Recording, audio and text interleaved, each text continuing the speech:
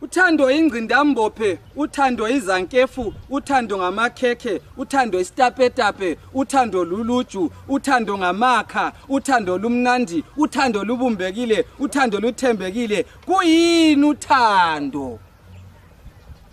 Okulothando khona akuxokozeli, okulothando khona kuthule, okulothando khona akuliwa, okulothando khona kuyalungisiswa, okulothando khona akuxatshwana, okulothando khona akucatshangelana kubi, okulothando khona akusolwana, okulothando khona akunyeywana, okulothando khona akukhulunyelwana emaceleni, okulothando khona kuhlala kuthathwe kuphela. Umthanda umuntu wakho.